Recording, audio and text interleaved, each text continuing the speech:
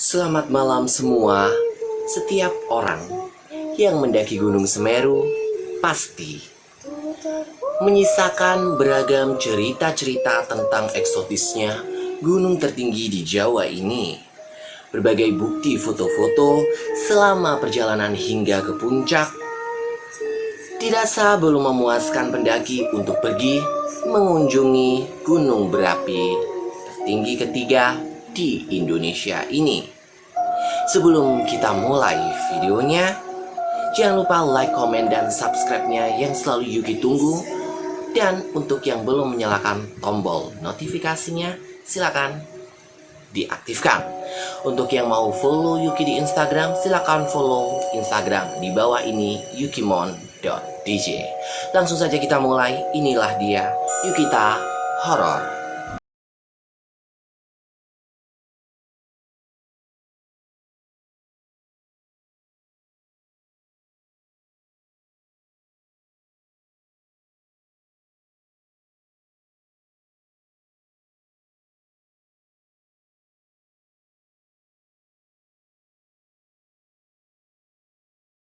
Keindahan alam Semeru, beberapa pendaki juga ternyata memiliki pengalaman lain yang tidak semua pendaki mengalaminya, yakni pengalaman tentang dunia lain di Gunung Semeru. Cerita ini dikisahkan langsung oleh pendaki maupun orang yang menemukan pendaki ketika tersesat. Salah satunya adalah cerita yang dituturkan oleh Bagus Ari, seorang pendaki asal Malang, Jawa Timur. Di sini, pendaki yang sudah beberapa kali mendaki Semeru ini mengungkapkan sekitar tahun 2009 silam dirinya bersama 3 temannya mendaki ke Semeru. Target pertama mereka adalah menginap di Kalimati. Selama perjalanan dari Ranupane menuju Kalimati, mereka melewati Oro-Oro Ombo dan Cemoro Kandang. Di Cemoro Kandang, medan di wilayah itu memang terus menanjak hingga Jambangan. Mungkin untuk menghilangkan lelah, keempat pendaki ini mengeluarkan kata-kata kotor khas Jawa Timur atau misu-misu, meski dengan nada gurau sebagai bahan candaan mereka. Tak terasa, perjalanan mereka akhirnya sampai di Kalimati yang berada di ketinggian 2700 mdpl. Kawasan berupa padang savana yang berada di tepi hutan pinus dengan latar puncak Mahameru membuat para pendaki betah mendirikan tenda di situ. Keempat pendaki ini berencana naik ke puncak pada malam hari sekitar pukul 00 waktu Indonesia bagian Barat. Mereka kemudian bergegas mendirikan tenda. Sebagian lagi mengeluarkan bekal untuk masak menu sore dan logistik untuk dibawa dalam perjalanan menuju puncak. Menjelang sore, mereka kemudian memilih beristirahat lebih awal untuk menyimpan energi menuju puncak pada waktu tengah malam nanti. Tanpa dikomando, keempatnya kemudian terlelap dalam tidurnya. Saat itulah peristiwa itu terjadi. Bagus bercerita jika tidurnya tidak bisa tenang. Hal itu juga dialami teman-temannya. Ia bersama 3 temannya mengaku ditarik oleh seseorang sampai terbangun. Awalnya mereka mengira itu perbuatan teman mereka sendiri. Tapi setelah masing-masing merasakan hal yang sama dan mengaku tidak melakukannya, akhirnya mereka sadar ada makhluk lain yang menariknya ketika tidur. Pengalaman Bagus Ari dan teman-temannya tidak berhenti di sini saja. Bagus Ari juga mengaku dipukul dan melihat sebuah bangunan mirip pemandian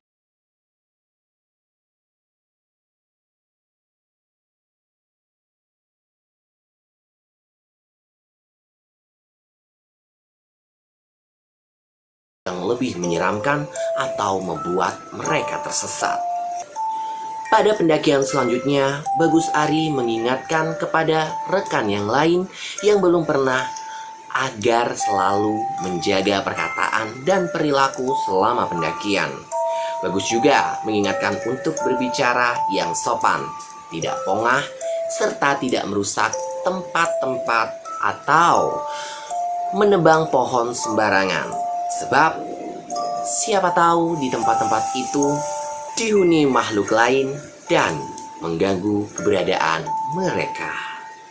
Cerita lain yang juga dialami rata-rata pendaki yang tersesat dan ditemukan selamat adalah mereka selalu sendirian atau tertinggal dari rombongan atau berada paling depan meninggalkan rombongannya.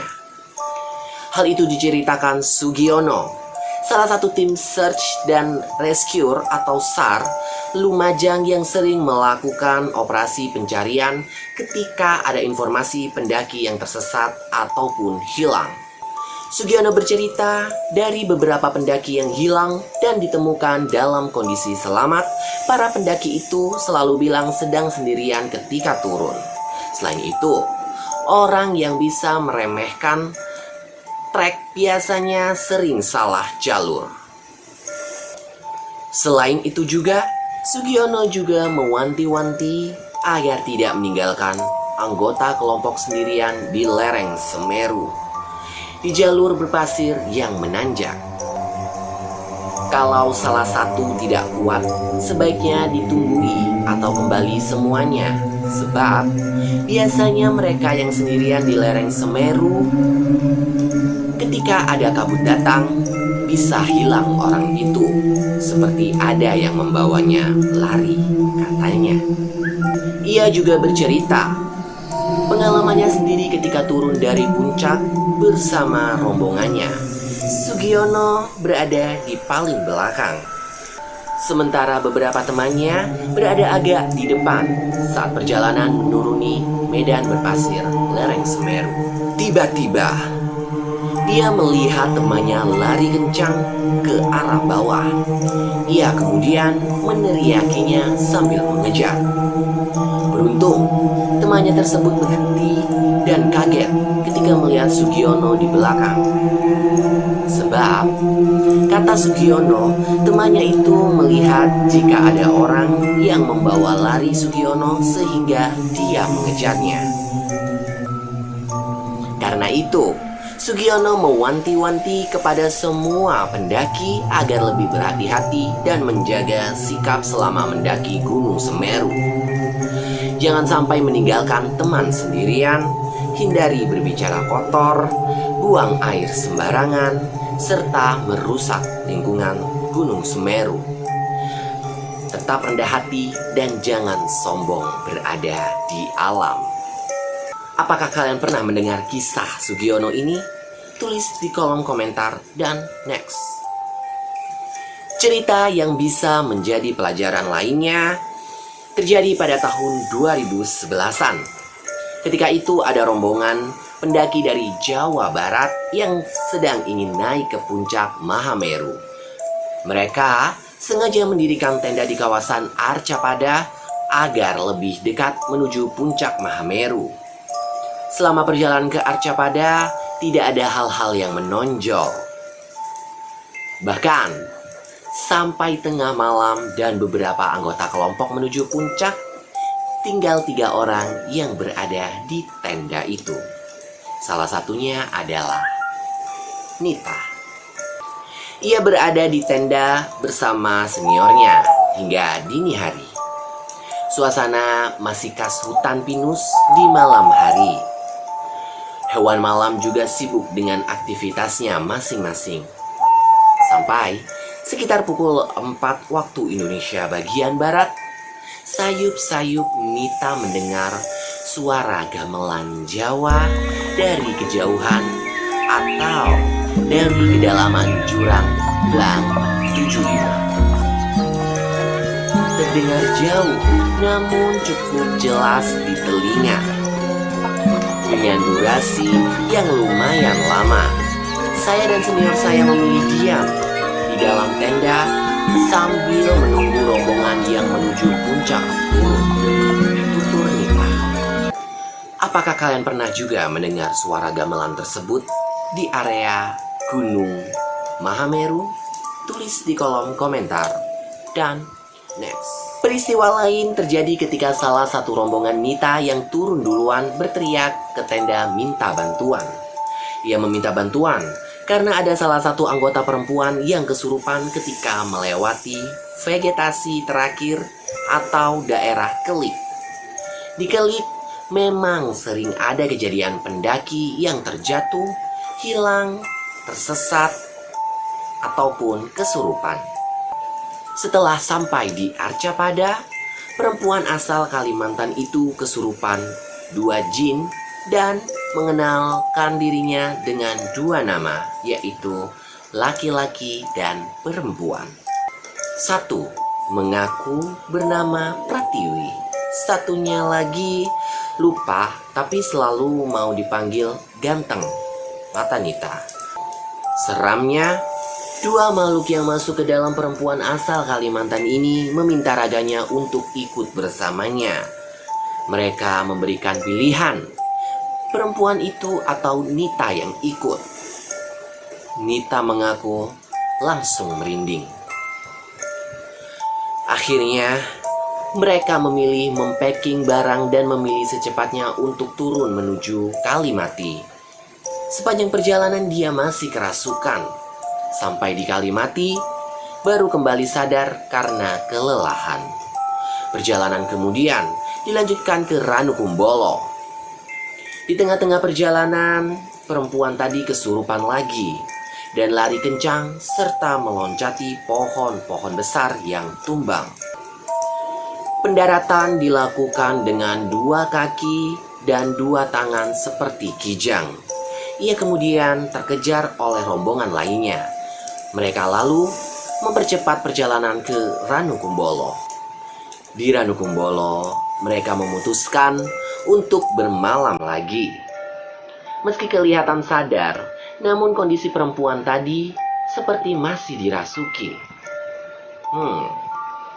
Semua teman-temannya saat itu merasakan hawa panas. Bahkan saat foto-foto di pagi harinya, juga tatapan matanya tidak seperti biasanya. Perjalanan dilanjutkan ke Ranupane. Tapi di tengah jalan, tepatnya setelah pos 1, perempuan itu kembali lepas dan berlari kencang seperti layaknya kijang. Melompati pohon besar yang melintang di tengah jalan. Anggota rombongan laki-laki mengejar semampunya karena khawatir hilang. Beruntung jika akhirnya bisa terkejar dan berhasil dipegang erat teman-temannya. Menurut Nita, temannya tersebut masih kerasukan meski sudah di dalam kereta api menuju Jawa Barat. Bahkan ia akhirnya diantar teman sesama daerahnya untuk pulang ke Kalimantan dan disembuhkan di tanah kelahirannya. Nita juga menceritakan jika saat temannya kesurupan di sekitar kawasan Kelip, dirinya berpapasan dengan pendaki lain yang mengurungkan niatnya mendaki ke puncak. Sebab pendaki itu bilang jika ada yang mengancam kalau dirinya naik dan akan tewas di atas dengan tertimpa batu besar yang menggelinding dari atas. Ia memutuskan untuk kembali turun bersama rombongan Nita dan membatalkan ke puncak. Memang benar, ada batu besar yang menggelinding dari atas, kata Nita. Dari cerita teman-temannya, kemungkinan temannya yang kesurupan itu mempunyai pegangan dan ingin dimiliki penghuni hutan Semeru.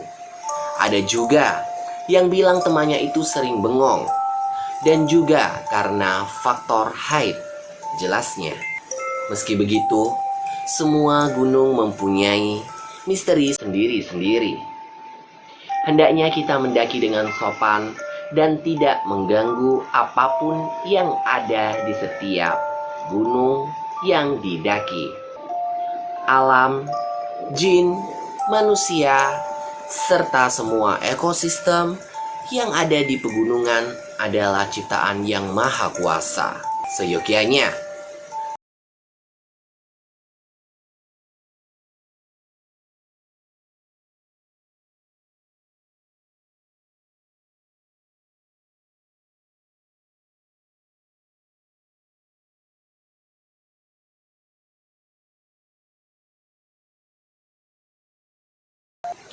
Itulah dia kumpulan berbagai cerita misteri dari para pendaki gunung. Apakah kalian juga suka menaiki gunung? Sering berpapasan dengan hantu yang seperti apa? Tulis di kolom komentar. Atau mungkin kalian mempunyai cerita misteri lain? Ceritakan saja di kolom komentar, karena Yuki sangat suka sekali membaca komentar-komentar dari kalian semua. Atau kalian mempunyai saran untuk video horor selanjutnya, tulis di kolom komentar. Jangan lupa sekali lagi Yuki ingatkan, like, komen, dan subscribe kalian sangat Yuki tunggu. Dan jangan lupa, see you next video.